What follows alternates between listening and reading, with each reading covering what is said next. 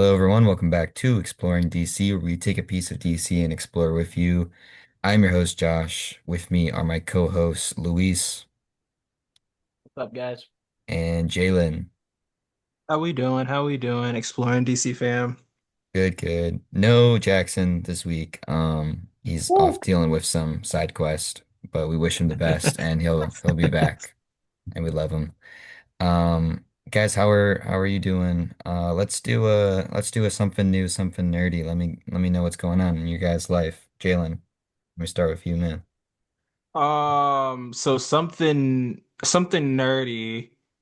Let's just go something nerdy.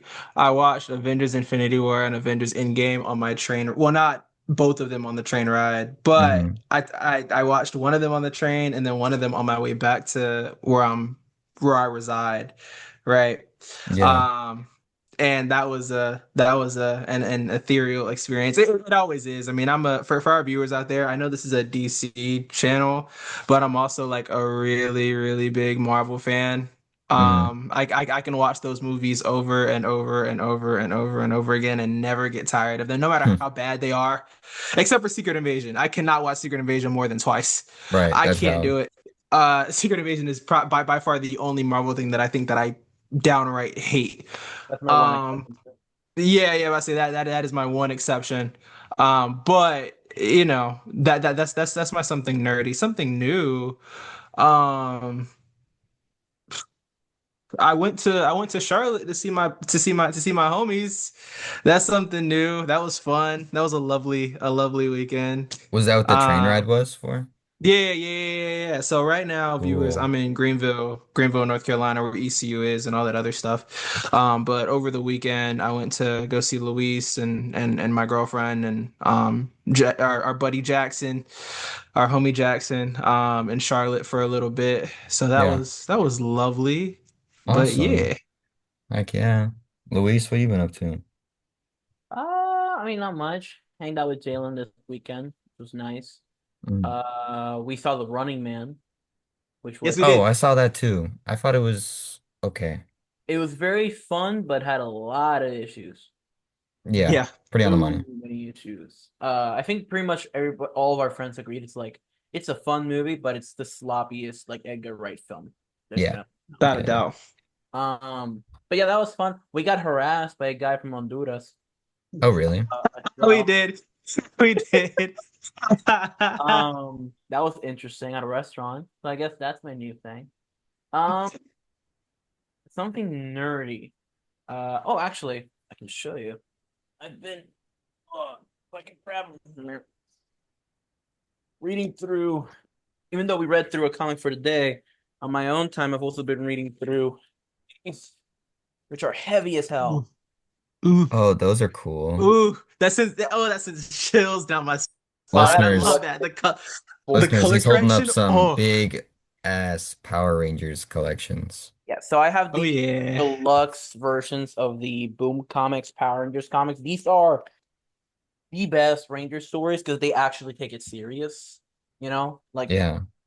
they don't over how do I say this? They don't over mature it where it's like it's not invincible, it's not the boys, but it still like takes it serious enough while still knowing what it is, which I really appreciate. Hmm. Um but yeah, no, so I've been reading through those, have like five more of those books to read through as well. But if you're somebody who's ever been into Power Rangers or even interested and never seen the show, that is the best way to get into Power Rangers because it actually shows the potential of what Power Rangers could be with the right creative team. I'm gonna make you guys like a little upset. I haven't seen a single Power Rangers thing. Like an What? Wait, episode, what? a movie, nothing. Not None of even that the stuff. animated? Josh, nothing? Dude, and it's, you know what? I understand that it's a lot of the old stuff is very for nostalgia, you know? Like I don't think if I go Uh-huh. back and watch Mighty Morphin, I'm gonna Oh like hell it. no. Mm-mm. Oh hell no. So I don't like I'm waiting for like the right reboot that's like not gritty dark, but a little more, you know, just the wait right till the level movie Okay. on of it. mature that Okay. I can handle But and appreciate. can we make season because like some seasons after a certain point you don't have to watch the previous one to understand. They Hmm. stopped So connecting them.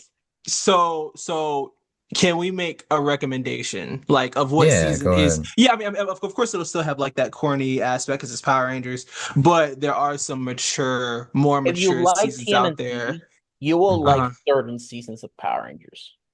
I Absolutely. know you That is like a TMNT. perfect analogy. That is a perfect And I analogy. will say Time Force and Dino Thunder and SPD. Are those like the three? I would say I was actually gonna say Time Force, SPD, Dino Thunder, and RPM. Yes, RPM, yes. Yes, yes, yes, yes. Yeah, those are PM your is like the four. most like meta season they have because they literally make a joke. The person who creates the powers, they're asked like, "Hey, so why the spandex?" And she like gets pissed off anytime they call it spandex, and that's just a recurring joke for the whole show. And Hmm. they also explain Yeah. like the explosions in the back, the weird like swords and stuff. Yeah. It gets really good when it's when Disney had it. Funny enough, the one thing Disney didn't ruin when they bought it, the best seasons are the Disney seasons. Without a Cool. doubt. Best fight scene. Like, honestly, the fight scenes go hard in all of the seasons that we recommended. Like, the choreography is incredible. They use like a little bit of wire fu, which I know with Stargirl, Yeah, Josh, right. we're used to what that Hmm. classic wire fu, which Power Power Rangers Rangers. uses heavily. But it's really well done. Kind of like Stargirl. It's very, very, very well done. Mhm. And plus RPM too, it does touch on like AI and it takes place in an apocalyptic Yeah. style setting. So I would definitely recommend RPM as well as like Dino Thunder and SPD especially and Time Force. Time Force is a big one. Time for Okay. But yeah, I like yeah. Cool, man. I mean, I liked the Fortnite collab a little bit, I guess. I guess that's my only experience, but I'll check out something at some point. It's just like that feels on the same level of Star Trek where those two are like ones that I know are popular, but I haven't like even touched my toes at mm, all. I got you. I don't have a lot going on, so I'm gonna combine both of mine. I went to Comic-Con this weekend, like I was telling you guys, Motor City in Michigan, which is really Hmm. fun. It's decent size. It's not super small, but it's not obviously like New York or San Diego. Some of the big people they had, like the Matthew Lillard was there, which is he was super popular because he got FNAF coming out and Scream and all that. Alan Hmm. Tudyk was there, who obviously is in everything DC. Um, Stephen Amell and David Ramsey were there. I missed their panel though because I was at Texas Roadhouse eating lunch, so did not get to hear them Lovely. talk. You get your But perfect grade. the interesting thing was that my girlfriend went as Poison Ivy and her sister went as Satana. And you think like me doing this podcast would also go as a DC person, but I went as the guy from Dispatch instead, Robert Robertson, because Hell I've been yeah. playing that game and I was like, what's the simplest, most comfortable costume I can wear to a con? And I got a lot of compliments on it, which was cool. But when I saw them dressed up as DC people, I was like, dang, I kind of wanted to like I felt like I wanted to be DC as well. So, So you're saying um, we need to replace you with your girlfriend on this podcast, is yeah, what I'm pretty much. I think That's what I'm hearing. she'd probably be a That's better what I'm hearing. host. More insight. No, but the thing I wanted to show off, because I've talked about Legos before on this and how, DC only does like the Batman Legos now.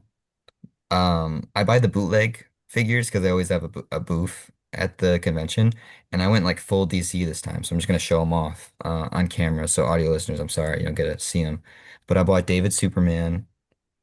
He's got like his Oh, cape and everything. Oh yeah. The face isn't super oh great, but the yeah. suit looks great, so I might replace the face. And it came with a little bootleg crypto, which doesn't look like crypto from the movie, but it's still Awesome. cool, and it Yeah, all you was have to do is replace added the face on bonus. those and they're perfect. Hmm. Peacemaker in his season 2 outfit, and he's got like a chrome That's helmet. clean. Yeah, it's nice. Abby will steal that from you. Dude, they're so cool. I bought Polka Dot Man from the Suicide Squad, who actually looks really great. I just dropped him. But yeah, looks just like David Des Sick. Malchin. That was super cool. This one, I don't know if I should have bought him Metamorpho because they have a Metamorpho figure. That's probably a lot better, but I haven't tracked him down yet, so I just bought a custom one just because I was in the mood. And then because I'm hoping the show gets in some form of production next year, I bought Booster Gold. Let's fucking go. Yeah. I was gonna get Blue Beetle like the Jaime Reyes one, but I took off his helmet and he was completely white underneath. And I was like, well, no, I'm okay. What I have they would done, rather poor boy? I'd rather have like an accurate Blue Beetle figure than just some white guy in like the Jaime Reyes outfit. Anyway, That's that's not Jaime, that's Jamie. dude, literally, they had a different. They had His Pedro superpower is Pascal. privilege. I think they had Pedro Pascal, Mr. Fantastic, and he was super white. They had like it was a recurring thing where like the Latino customs were not. Sorry, Luis. The Latino customs were all white, bro. I noticed it like three different times. Oh, you know what it was? It was Spider-Man 2099 that was also like pure white. And I was What? like, dude, A guy called Miguel O'Hara. I don't know who's making Oh the bootleg man. figures, but they're not I have a guess. representing, man. I'll keep it to myself. Yeah. Anyway, though, that was a lot of fun. I love Comic Cons and I want to go to more. I was supposed to go to one with our friend Jantmore in Georgia to meet like Charlie Cox Daredevil and all that stuff, but I got food Yeah. poisoning when I was down there. Oh So shit. I ended up just throwing up all over his house and not being able to go anywhere. So you're the one who did that. hmm Jackson mentioned that to me, but they didn't tell me who it was. Oh yeah, it was me, I didn't man. know you at the time. It was pretty rough. It was not a good weekend. Oh God. We went to this like Japanese chicken place in like a little strip mall area. Um and I don't know what I ate, but it was a rough 24 hours. I yeah, that's fun. See, I'm saying Um it now, 2027, I will be at San Diego Comic Con. I oh was supposed to We 2027. next year. we will be at San He Diego will Comic San Con. Diego Comic We'll be representing Exploring DC because at we San already Diego missed Comic. the tickets for 2026. Oh yeah. Do I get the invite to this 2027 one? Oh Let me get in hell on yeah! that. Hell Exploring the yeah. Sea Cruise going. Okay, let's do it. Let's get some press passes going. Oh, Absolutely. we'll definitely be at that point there. Definitely. This week we're talking about Identity Crisis, which is a 2004 comic book miniseries. The synopsis here, following the death of Elongated Man's wife, Sue Dibney, the superhero community rallies to fight the murderer. Written by Brad Meltzer and art by Rags Morales and Michael Byer. I couldn't really find any notable works for them besides that these artists work on Hawkman, and Brad Meltzer's wrote like nonfiction novels and has done a lot of stuff in history, which is kind of cool. But they're not known for any like other famous comic book runs. Um, I don't really have a lot of production history or anything notable, so I'm gonna pass it off to you guys. Is there anything that like you brought into this one preconceived, like what you knew about this, or was this all completely fresh? Go Louis first.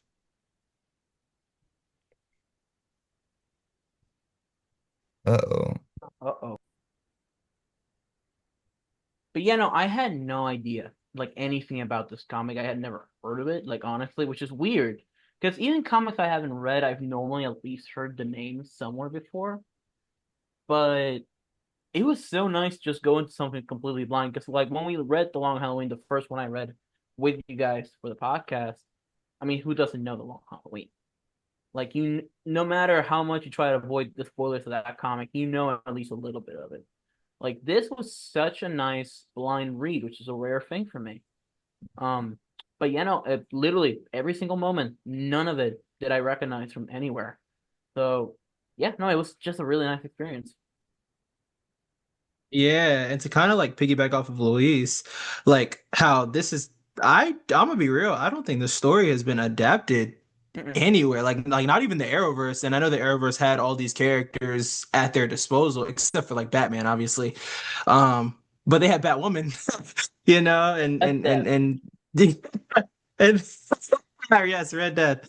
But like I've never seen this story utilized, and I think it's because this story it does deal with some like really heavy, like incredibly heavy themes for DC, and it also is like one of those stories where it's like you want to have each of your players involved in this.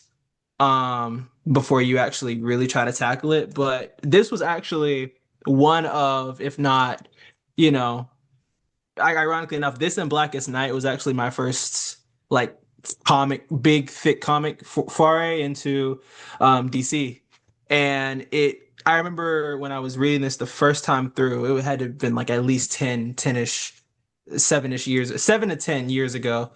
And I was reading it for the first time, and the part, obviously all the deaths that come in the comic, I was like, oh, so that's how this character died for Blackest Night, and this character, and this character. And I didn't expect this to be as dark as it was. Like, it genuinely left me feeling kind of empty, but in a good way. You know what I mean? Oh, Um, absolutely. yeah. But that was kind of my first introduction into this. Was like this was one of my OG comics. And I mean, I know this comic has like a lot of like mixed reactions online because of the themes that it tackles and stuff. I don't know if I'm just looking at it from like that nostalgic rose quartz glasses lens, whatever. But yeah. Yeah, man.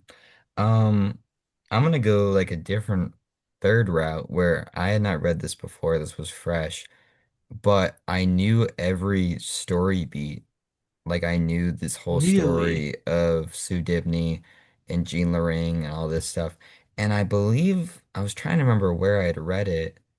I think it was like those DC. You remember they always would put out the big DC character books? They're like Hmm. huge compendiums and they just have every DC character in it. I think I Mm, probably had read like a blurb about it in there and then did my own research and probably like read a wiki for it.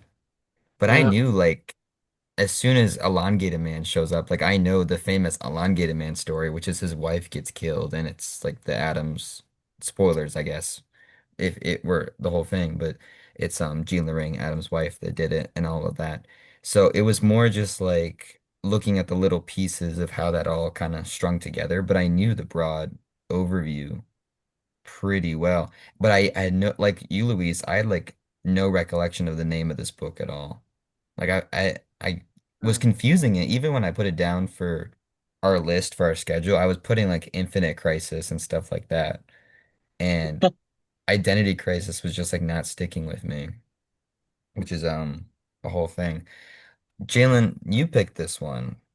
This was your recommendation. What is a really strong aspect of this particular I story? think I'm gonna be honest, man. I think it starts with the artwork. Any comic that I know I've instantly been pulled into has always been the artwork. That is like the main selling point for me, right? And I know there are some really iconic panels in this, like Ralph holding Sue's burnt body while he is like basically melting because he's losing control of his like powers and whatever.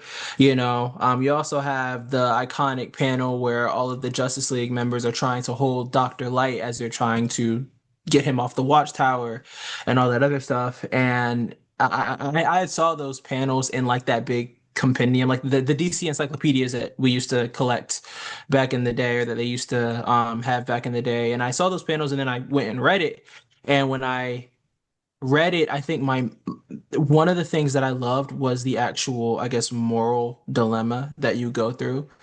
Um, even how Wally is ironically enough, this isn't a elongated man story, you know what I mean? But Wally West is kind of the set of eyes that you kind of see this through. Um, which I actually wanted to ask you guys a little bit before I go into a little bit more. Would you guys have erased, would you guys have lobotomized Dr. Light, or would you guys have just thrown him in to Arkham or done something else with him? That's a tricky question, man. I don't know, Luis, do you have anything? It's hard because, in the comic, you have when Batman arrives and he immediately tries to stop them. And it's like, if I was like in Batman's situation and I just arrived and saw what's happening, I would immediately stop it. But I don't know what my thought process would be if I was like, Barry was there and he saw what happened, like from the start. like right at the end. Yeah. Like I don't know if I would be able to like not do it. You know what I mean? It's such a hard Yeah. situation. I don't think I would. I don't think, but again, it just very much depends. I mean, it's hard. Yeah. It's such an Yeah. interesting situation they put them into because it's very hard. Yeah, and like even just like how you guys are like, kind of questioning and being like, yeah, it's hard, but maybe I would, but also maybe I wouldn't. Like you can see Bruce's perspective, but you can also see Barry's perspective too. You Yeah. know what I mean? Where Barry saw it from the beginning, he saw Dr. Light go through with what he went through to Sue. And then you also have Bruce who arrived later on in the process and kind of stopped him and then left and then came back and only saw that. So he didn't see any sort of discussion, any sort of reasoning, whatever, right? So even in my mind, I don't know what I would do, but I think that's the beautiful thing about this story is that it truly does pose those questions, but it also brings up the point of like this is maybe the first time other than like, Spider-Man One More Day, which I personally don't enjoy. I know a lot of people don't like Spider-Man One More Day. But this comic and One More Day both really hammer in that question of like, why do superheroes have secret identities? But it also poses an answer too, where it's like, it's not for me, it's not, I'm not Batman because, or I'm not keeping this whole Bruce Wayne thing secret from the public because, whatever. I'm Hmm. doing it because then Alfred would get hurt and all these other people close to me, Vicky Vale and all these other people would get hurt. And this is like, this is the one of the main stories in the DC timeline that truly hammers in that question and also hammers in that answer. And I think that is undoubtedly the strongest piece of this. I mean, I could rave about this comic forever. I love the dialogue, the character work, how this doesn't focus on the big three. It doesn't focus on Wonder Woman, Batman, Superman. It only really focuses on your latter members of the Justice League that were around during the 60s, that were like some of the OG members, like Elongated Man, Green Arrow, Hawkman, Black Canary, Atom. All those people were some of the OG additions kind of added at the time. And I think the character work, having each character bring an interesting, different perspective to this whole case, it was amazing, man. But yeah. Jalen, you Yeah. mentioned the fact that they don't focus on the big three, and that's something that I think made me love this comic so much. It's the fact that they chose the right characters to go through this dilemma. Mm-hmm. Like Batman Mm-hmm. immediately reacts. I wonder, like Superman, Wonder Woman. It would have been so easy to make them three the ones that have to deal with this, but it's so interesting because you have such broken characters. I mean, I don't. I know. I mean, Green Arrow said he had died. Diana lost him. Satana has always had the like anti-hero side because of her relationship with John Constantine and the Justice League Dark. And it's so interesting to see like basically the perfect characters, and that's even showcased even more by when later on they're interrogated by Kyle and Wally because they are not characters that would Yes. make that decision. So if it had been them there, they would not have said yes, which is why it's so shocking to Wally that Barry was the deciding vote until he remembers, oh shit, he just lost Iris when this happened. Yes. So it's like I really love that. And especially like I did not expect this to be an elongated man story.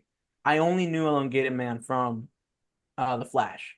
Like that's literally the only other other than I think he was in some Lego games. But like that's the only basis of knowledge I have for elongated man is the Flash. So it Right. was so interesting to Hmm. finally read a story about him. And again, it's just I did not expect it because like you see Justice League members in the cover, you expect, oh, when's Superman gonna come in? Like when's Batman gonna come? When's one? And they brought them in at the perfect points, so they assisted the story without Exactly. losing the focus.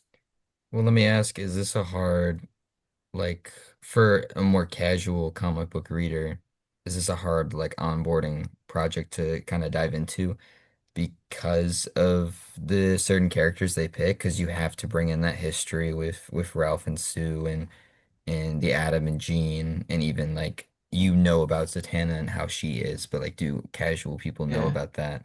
I Mhm. think it is a really smart choice to do some of these niche characters, and I think a smart general audience member could like latch onto it pretty fast. But I think I ran into some similar issues that I did with Blackest Night, where there was a lot of preconceived like lore that I had to like catch up Hmm. on and realize, oh, who's dead, who's alive, what are the dynamics? Like I don't even know much about Kyle Rayner. I'm like I just haven't read a lot of him. So I don't really know what his Yeah. whole personality is, and he hasn't been in a lot of media. So it's interesting Yeah. kind of like getting on board with some of that stuff, regardless if the pairings are good, which I think they are as well. Yeah. See, you mentioned Yeah. that, and it So confused the hell out of me when Hal was the Spectre. I completely forgot that was a thing in the comics. Like I yeah. completely forgot. I was like, oh shit, yeah, he is. And then, oh, Green Arrow died. Oh yeah, he did. Like Right. it was it like you said, it's a thing of like you kind of have to just connect the dots as you go. And if you're somebody that can't like do that, like even for me, like it was a bit hard in the first like two issues, it was a bit hard to like get everything situated. But like Hmm. yeah, Hmm. with these characters, I also don't know pretty much anything about Kyle Rayner, and I'm a Hal and Barry fan. So like Wally and Kyle, it was so nice to see them in a story.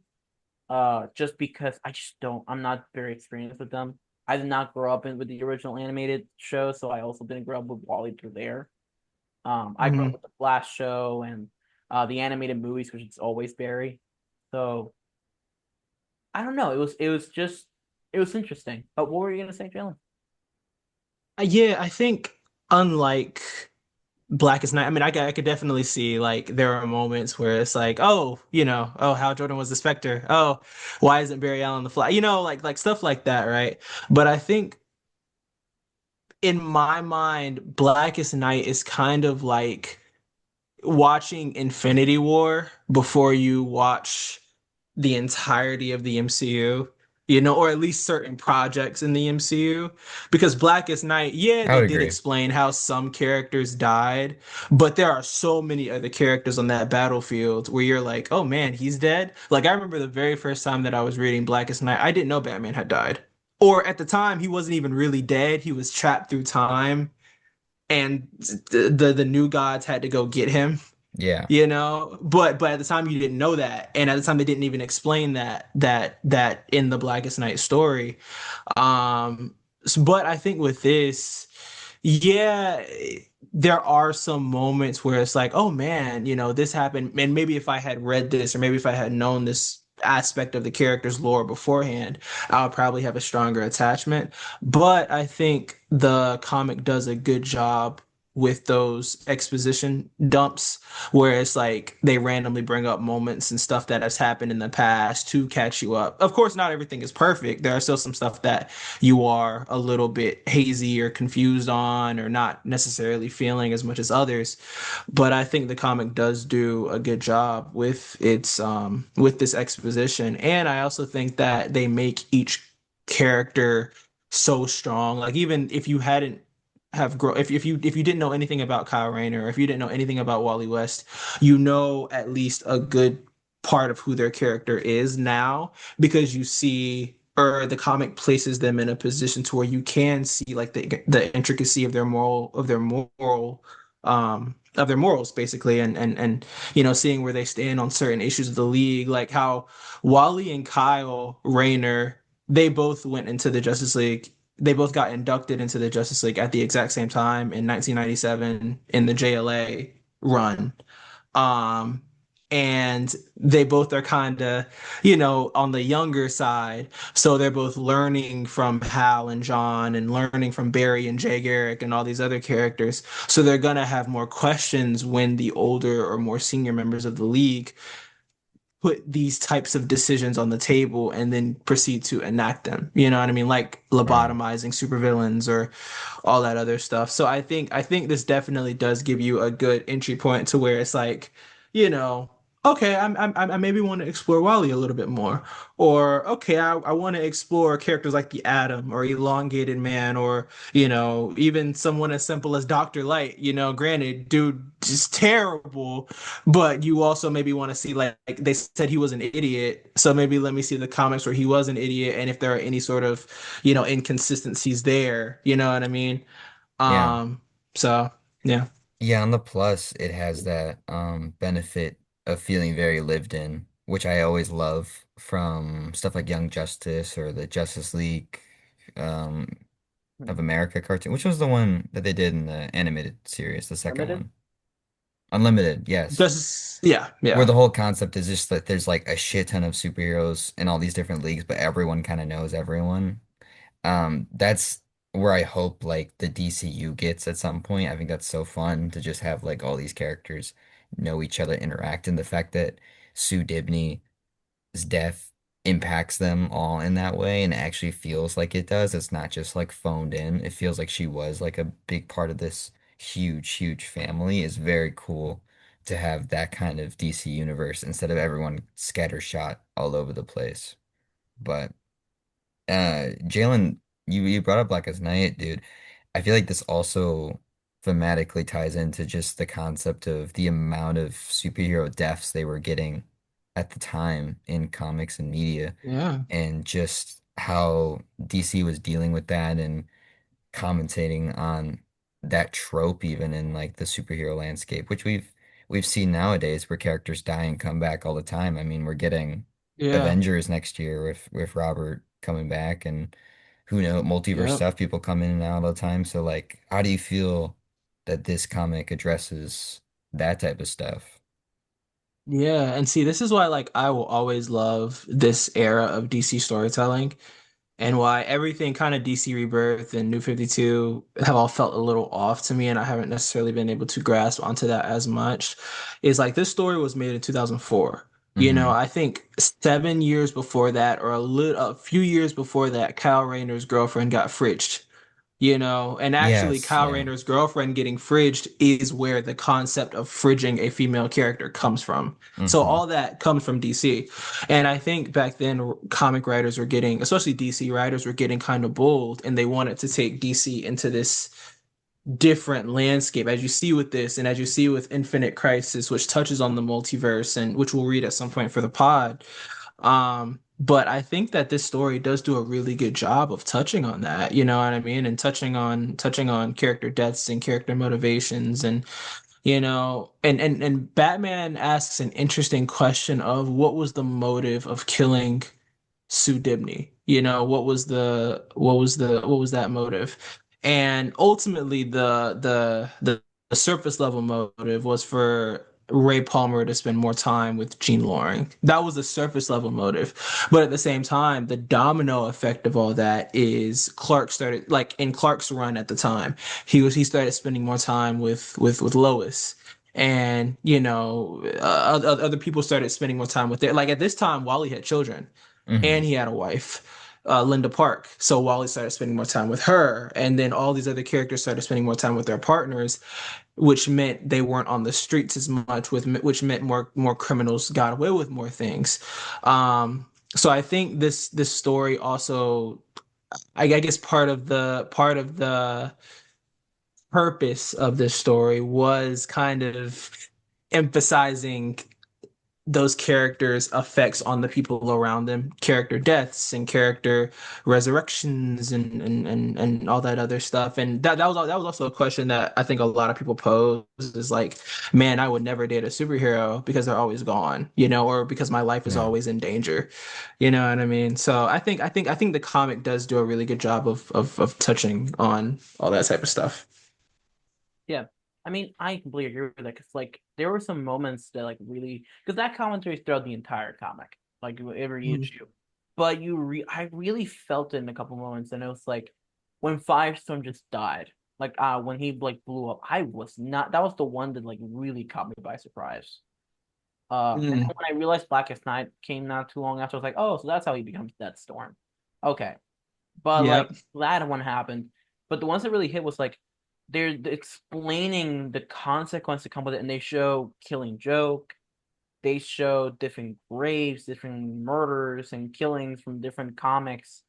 And I love there was this sequence where they go, everyone has lost somebody, father, mother, sister, brother, wife, husband, and they Yeah. show all the different characters that have gone throughout these comics. And if you're a casual who just doesn't know these, I still think it would hit.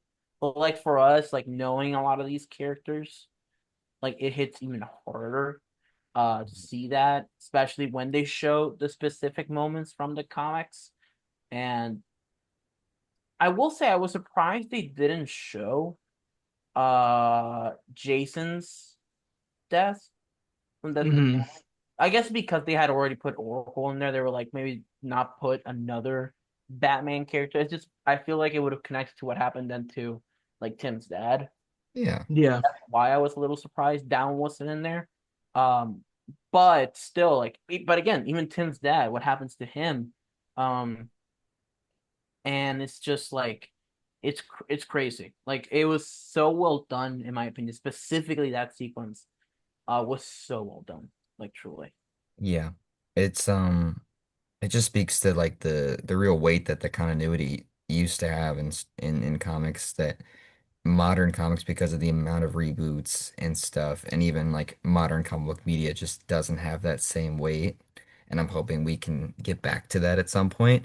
I think that the MCU stuff and then the comics both did a lot of damage to that by having a lot of characters die and come back pretty quick. I mean, even the Arrowverse had that quite a bit. So it's cool to just see that sort of thing really have that weight and impact because, everyone knows Jason's death and what happened to Oracle and stuff. And there's a reason because they used to have that big impact on the entire universe.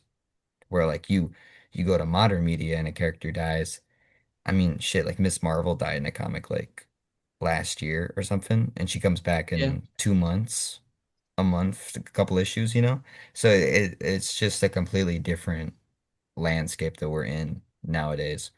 But Jalen, I wanted to circle back really quick to another point that you made that I really liked is that the whole identity concept and exploring like the importance of secret identities, I think is another thing that like is really a good conversation to have today with superhero stuff because of the MCU and the amount of like open identities and we have like stuff like Spider-Man and Batman still coming out. And I think people, general audiences have kind of lost the concept of why those identities are so important.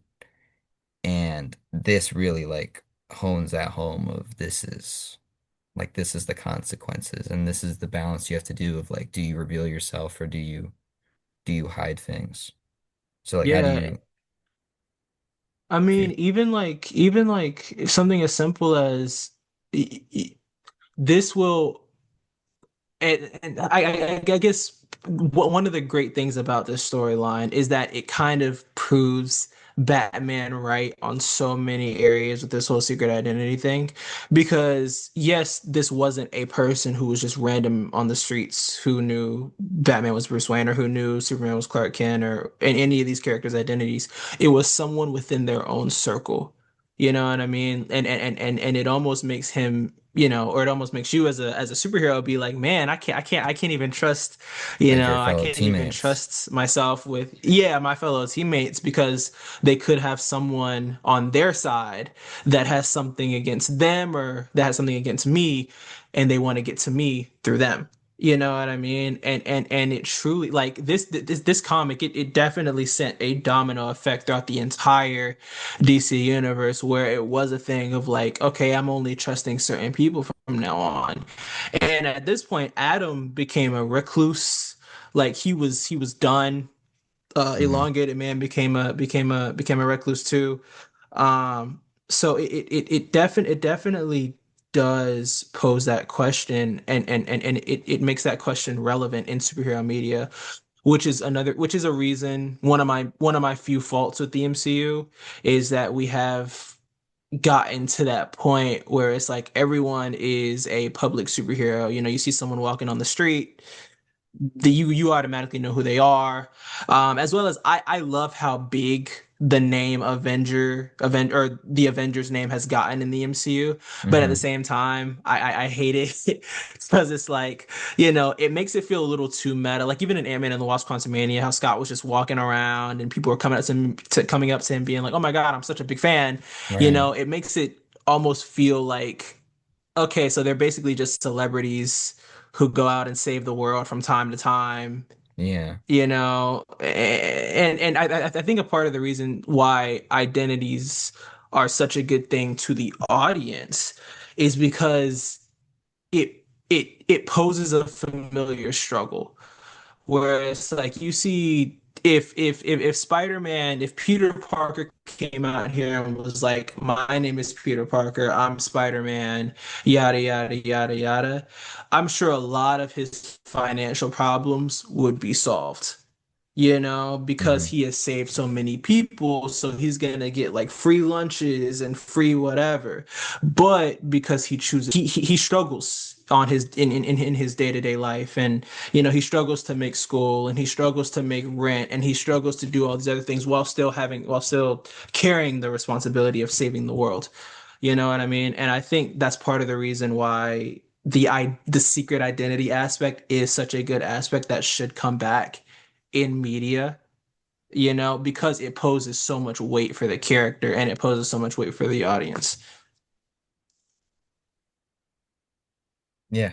No, absolutely, man. That's really well put. It is something because like outside of Batman and Spider-Man, I just really don't feel that weight anymore with stuff.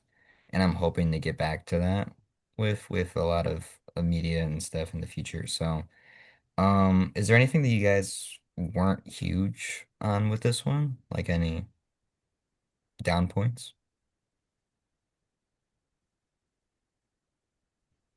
Luis, I'll go with you first, 'cause I don't think I really have anything personally. Um, but yeah, what about you, Luis? Yeah, I honestly don't. I guess my like biggest thing, like, and again, maybe it's just a thing of like not having read what came before that had me a bit lost. I didn't really see the point, and maybe you guys can correct me. The Captain Boomerang story in there, that was like the one that didn't really like fit to me. It kind of did, and I did end up liking it. But it's just like I was like, that's the, like the one story. I'm like, it's probably a different story. We could have told it was a bit more connected to this that maybe would Yeah. have been more interesting. Plus the fact that like, and maybe I missed it and I just don't remember the fact that his son has super speed and the only way they reference it is like it's a golden glider. It's my mom, huh? And like he's like, yeah, and then they just don't explain it. Right. And I'm like, Yeah. okay, like maybe if we had gone deeper in that, and then that's why he comes back at the end. I'm like, I don't know. It's just I felt like that was like the one weak point, and if that is like the weakest point for me, I mean, goddamn, I love this comic because it's truly like it's not even that bad of a part of the comic. It's just a thing of like that is like if I had to choose the weakest, that's the weakest. Yeah, I would say so. I think that's probably my Yeah. only thing is that when you have, like I talked about, how cool it is to have a fully living DC universe of all these characters, but you run the risk of just having too much stuff in your book. And sometimes these events are always, I mean, even Infinity War is like that. There's just so much going on that some stuff doesn't hit as well as others. And this Yeah. comic definitely has that at points. But what works here really works. And um, we'll just hit Mhm. some closing thoughts and then we'll move on. Jalen, Yeah, so I actually wanted to ask you guys a question before I go into my closing thoughts. go So, hit it. because I'm interested, I'm actually really interested in this aspect. Is there a character that was featured in this comic book, or is there a storyline that necessarily interested you that makes you guys in your own time or for the pod want to like go back and either read? So, say like Kyle Rayner, do you want to go back and read more about him, or whatever storyline they pose, like the death of Green Arrow, the death of Barry Allen, all these other comic storylines that are referenced in this? Is there anything that makes you guys interested to go back and read those? I always get interested in Hawkman. I think Yeah. I haven't read a lot of him, but everything. I always thought that the whole concept, even in Legends of Tomorrow with the Hawk thing, was cool, and they were going to bring the Hawk people into Krypton. I like the concept of them being from Thanagar. That's cool and interesting, but I also love the concept of them like regenerating across many different like. I mean, that's what I think I pitched one of those in the Yes, pitch you night did. was something with Hawk people. So I would love something more feature with Hawkman because I feel like both Hawkman and Black Adam and Hawkgirl and Superman and just like a lot of media, I feel like they're really underserved Yeah. and Yeah. they're too cool to be underserved like that. I think a lot of people just see Hawkman, they're like big winged guy, and I'm like, no, there's something more there. So Yeah. that's my pick, honestly. I will forever be so sad that all this Hodge was wasted in Black Adam because he was incredible as Hawkman. Like That when whole he Yeah. cast is wasted in Black Adam, bro. So but like when he had that mace like transforming when he was flying through the air, I was like, holy shit, they finally got Hawkman right. And then yeah. Yeah. Um, I will say, bro, this comic featured one of the greatest DC characters of all time. One of the goats from the 2016 Suicide Squad movie. Slipknot, the band that can climb it. Yeah. Like, holy shit. When he popped up, I was like 10 out of 10. Um, it was Slipknot. so funny when he popped up. I was like, oh shit, the dude that dies in 10 minutes. Huh. Like, that's cool. Um, that was the first thing I thought when they mentioned him.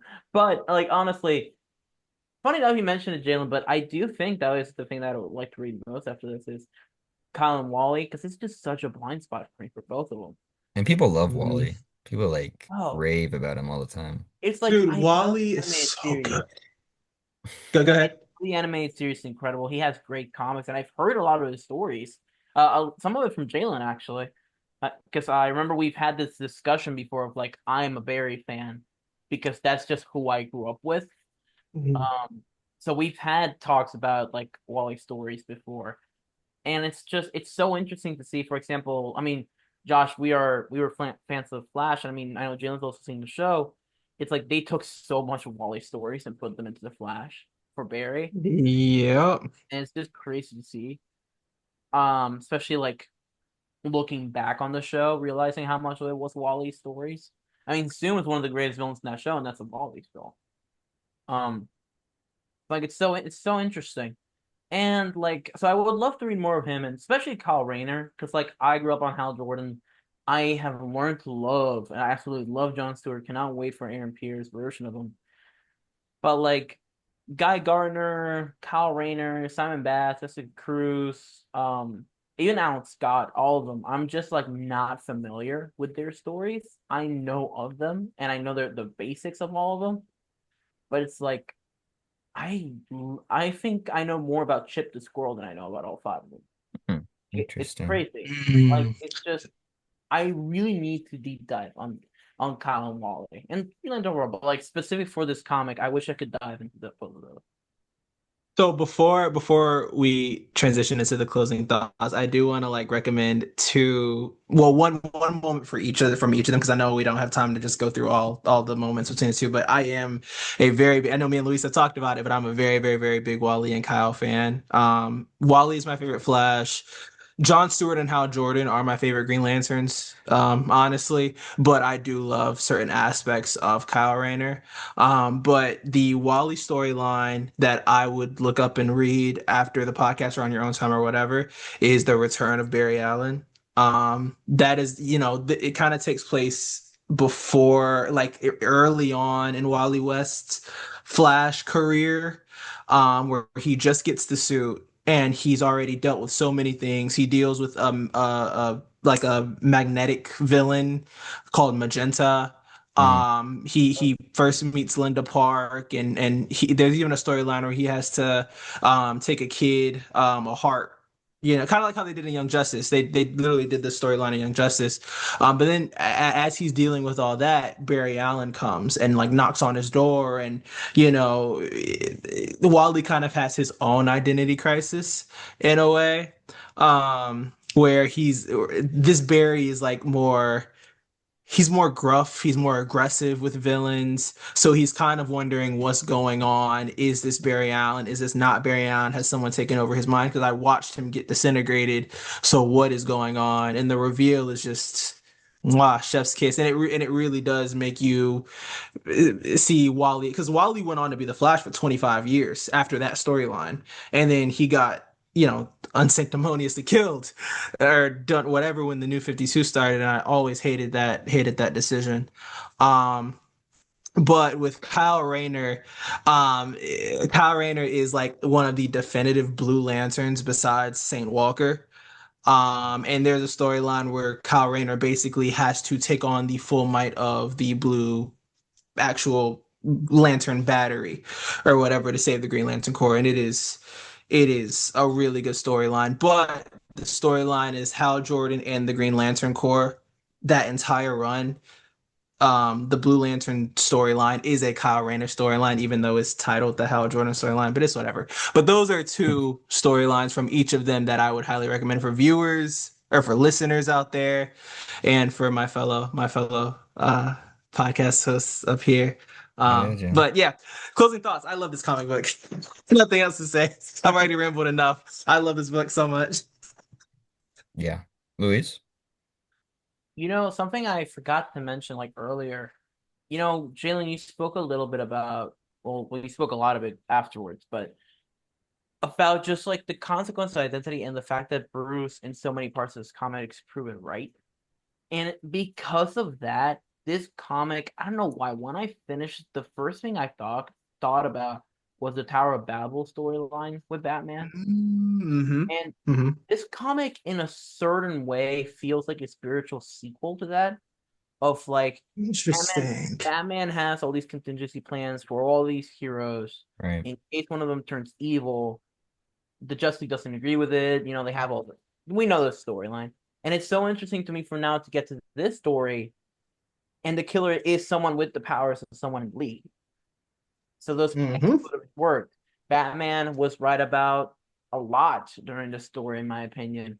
And it's so interesting because it's just like they're completely different, but to me, they feel kind of like a set in terms of Yes. a little bit of what they deal with and the consequences of it and the precautions that could have been taken, but are those precautions like too much? Like, it's so interesting how well they connect, yet they are completely separate storylines. Um, but that's just something that came to mind. But overall, I really loved the comic. Jalen had told us it dealt with a very serious topic, and I was very pleased with how well like it handled it. It took it very seriously, but never like over glorified it or over didn't make it like overly gory. Um, they knew how to handle it to where it was like perfect for the story. And yeah, like I mentioned before, I love being able to see a story from the perspective of characters that normally are not the leads in big stories like this. You know, normally at least one of the big three is one of the leads, and it's Mm-hmm. it's so nice to be able to get a story where they're there and they're big parts of it, but we get to see it from the perspective. Because you could have easily made this from the perspective of Batman trying to remember the stuff they erased from his mind. You can make it from the Easily. perspective of Superman who keeps hearing, like he knows what happened but doesn't know how to deal with it. Or even Wonder Woman coming in as an outsider to everything that's happening. She doesn't. They never really explain how much she knows. So it's like Yeah. so. It would have been so easy to make one of them the lead of the story, and I love they had the guts to make them the leads of the story. Um, and yeah, that's my thoughts. I really loved it. We'll probably buy it. There you go. Yeah, I remember notoriously me and Jackson had to read Blackest Night off Jalen's recommendation without him, and we both were pretty like whatever on it. And so another Jalen recommendation, I went in, I'm like, I don't know, let's see if he can like redeem himself. And I think you did, man. I think this one's a bit of a heater, and I like a lot of what it's saying thematically and like the topics it addresses. And it's something that I hope that we see integrated into like DCU storytelling. So yeah, I really rocked with it, and it makes me want to go back and read some of those older continuities and stuff before Yeah. obviously New 52 and Rebirth and all that. But yeah, I assume big thumbs up from everyone across the Big board. two thumbs So up. thumbs up, man. I don't really have any like segments because we're gonna I don't know. It's weird to do Jackson versus without Jackson, so we'll probably save that. And also like it's a interesting comic to do like a fun game with. So Yeah. let's just do some news and wrap up for the week. Um, Real quick, DC Crime was that show that we talked about last week, the Jimmy Olsen series. That title is not true. James Gunn debunked that and said that he doesn't know where that came from, but he did not debunk the actual show. So we're safe in that sense, but it is now the untitled Jimmy Olsen show as far as I know, because I thought that DC Crime title was weird in the first place, though, if I was being Yeah, honest. I do too, especially because DC crime, it makes you think Like criminals, right? about just criminals, right? And another point that I want to make too is that we're getting a lot of show announcements, but like no actual development announcements for Well, any of the shows that we've already previously known, you that's what I was know? speaking on last week, man. I was getting frustrated that they just it feels like old DC where they announce a bunch of stuff. I need some actual progress next year on my Yeah. boy Booster Gold and Yeah. the Blue Beetle show and all that shit. So I get you in that frustration completely. Oh yeah, for sure. But the Flash Fantastic Four crossing over, and as well as Thor and Shazam. These are two new of the Marvel DC crossover comics that they announced. I don't know if you guys have any thoughts on these particular pairings.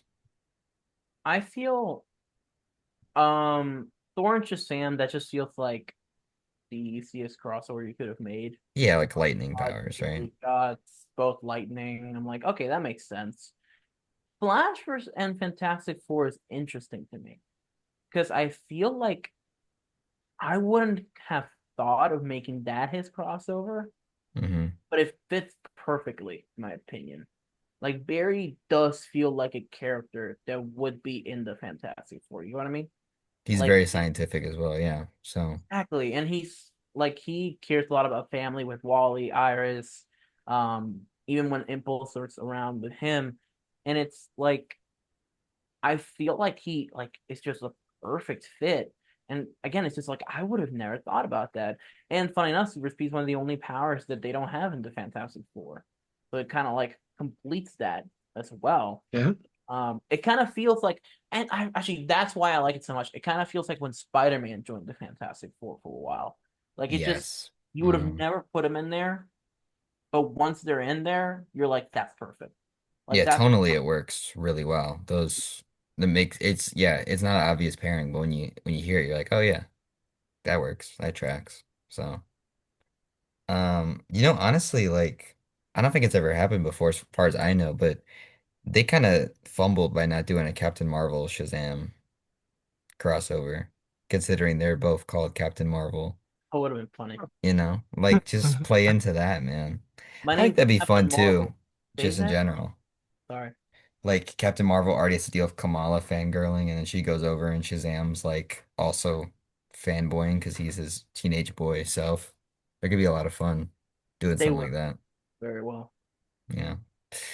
Um, I need to start reading some of those though. I know some of them are out. I haven't read any of them yet, I've the only seen crossover ones. panels of the Batman Wolverine one because the panels of Nightwing and X-23, like they have like parts of the comic together. That's all I've seen. It's Nightwing and X-23, and they seem to like have a good rapport. That's pretty much it. I saw not great things about the Wonder Woman Captain America one, so I'm curious to read that one as well. And Uh, Last thing I have on here, I mean, this isn't like super news, but it's good that it's confirmed. But Brainiac was reported by like all the trades to be the main villain for Man of Tomorrow. I made a post on our like socials about it. I'll believe it when I see it, Drew. I've been burned too many fucking times. Like I am it's most likely happening and that's fine, but like just in case, I'm like a little hesitant just 'cause if anyone has shitty luck with not getting a movie adaptation, it's this guy. yeah, Yeah. look back, you see how many times he was Hmm. supposed to be a villain. Like it's ridiculous. Like I don't think I know. And there's so many characters that were almost in live action that just never made it. But like Brainiac just comes up like pretty much every like 3 to 4 years. He comes Yeah, back again. It's funny at this point. It's it's sad, full. but it's It's funny. yeah. I mean, Gus Gorman is our closest thing to a movie Brainiac right now, and that's Yeah, insane. So I don't know. You guys excited for a James Gunn Brainiac? depends on the actor. That's Yeah, I true. completely agree with that. Depends on the actor. Honestly, if they could get the Krypton actor, God, he was so banger. good, right? He was so phenomenal. So good. Yeah, I saw a Dave Bautista fan cast, and I was like, "What are we on? Dude. What are we talking So I think about?" Love some of these fan casts, I'm like, are we actually like serious? Like even the Batman fan cast, I haven't seen one Batman fan cast that I genuinely like. Like even the Brandon Skillenar or Alan Ritchson, I don't see any of those guys as Bruce Wayne. Or even Jonathan Bailey. Even though Jonathan Bailey, I can't lie, he would be the closest person who I could see. For all of our listeners out there, he plays Fiero and Wicked, and if you watch Bridgerton, he's really big in that as well. But I feel like there are so many better choices, which is why I am happy that James Gunn isn't just approaching celebrities, unless they're like people who he's worked with, Yeah. like on the Guardians movies or that he's just worked with in his career. I'm happy that he's actually testing even these bigger actors for roles and for characters. Yeah, Ooh, wait, stay with me here. Corey Michael Smith, the Riddler from Gotham. It's Brainiac. I don't hate that. Miss. I don't hate that. No, I don't See, hate that. I would actually dude, like to see it. Even in like a test, I would like to see that. there So, you go. so let me ask you guys: is he going for the more classier, like, or do we know if he's going for the more classic, like, skinny version of Brainiac, or if he's He's going for gotta like be right. the He's gotta do the weird version, like the yeah, slimy looking dude. that's what I was thinking, or if he was going for like Superman Unbound or the Jeff Johns Brainiac story where he's like really big and bulky and swole. See, I've always wanted it. So I used to do videos like on like my own channel, and I remember I did one on Man of Tomorrow right after the Superman came out. And my pitch always was make it the classic Brainiac, like the skinny classic Brainiac, Brainiac 1, just do it. And then you have the potential to still make him in the future a Justice League villain. You bring him back like Ultron. You make him Make him bulkier and Ultron, and tougher. you give him Brainiac 5, Brainiac 6, Brainiac 7. And then you do like I don't know if you've seen like Injustice 2 Brainiac, not the design, please God, no, not the design.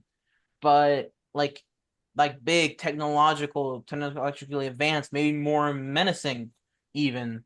Uh Learning from the past Brainiac's mistakes.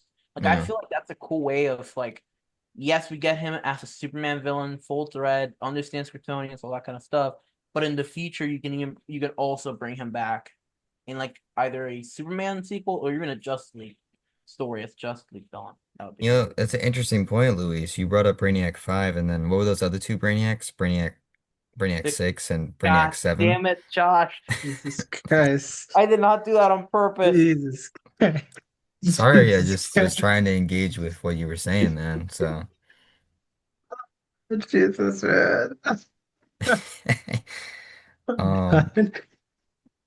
if James wants to pull from his old like collection of past people he's worked with too, because he's already recast people. I mean, he could do David Desmouch and Brainiac. Would probably be a layup.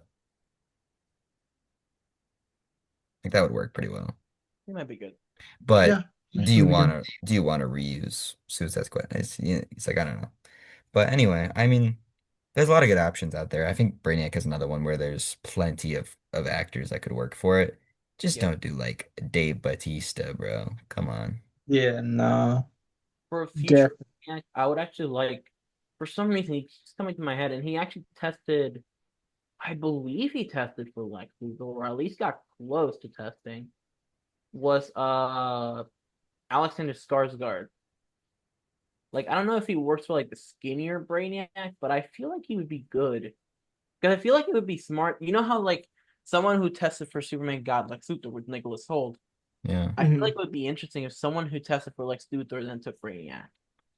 I feel like Bill Skarsgård worked better, but he's always doing the makeup I roles. mean, he works better for like classic Brainiac. Yeah, for like modern Brainiac, I would give it to Alexander actually. Uh, yeah. Yeah. I think there he Someone go ahead, I Jay. saw something on I saw something online where for a fan cast someone had said Sheldon from The Big Bang Theory. Oh Jesus. But I saw someone say young Sheldon for Young Brainiac. Sheldon. That's I peak. so peak. I was like, yes, As I need Brainiac that. 5. Bro. Bro, that's good. I would watch that. Dude. I am nervous about I don't know. I feel stupid being nervous about it, but like James Gunn pulling from his old actors more and more because some of them work really well. But then I think about like Bradley Cooper, Jor-El, or Sean Gunn, Maxwell Lord, and I'm just like, I don't know.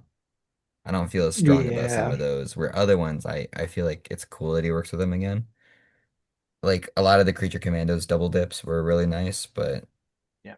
I'm just like, I don't want. That's so when I hear Dave Bautista, Brainiac, I'm like, guys, come on. Wait, bro. Chris Pratt, Booster Gold, please. Like, no, no, no, no, No, no. bro, hear Let's me chill out. out. Make Chris Pratt Brainiac. You know, you're cooking it. Make Or Vin Diesel. Vin Diesel Brainiac. There you go. All about family, bro. All about family. Let's go. No, man, Vin Diesel would say that I put these cities that he's into collecting bottles cities. for Someone a family. family. These cities are my family. All about family versus the Superman family. Just wrote the movie right there. Holy shit. And then CGI Paul Walker shows up at the end. He's Booster Gold. He's Booster Gold. Holy shit, bro. That's We solved awesome. it. We solved There you it. go. Yeah, that's peak. That's all I got for you guys this week. We're gonna take a week off and then we're gonna come back in a couple weeks with the new Bat Fam animated Prime Video show, which will be a fun little topic. But thanks everyone for listening and we'll talk to you soon. Bye. Yeah.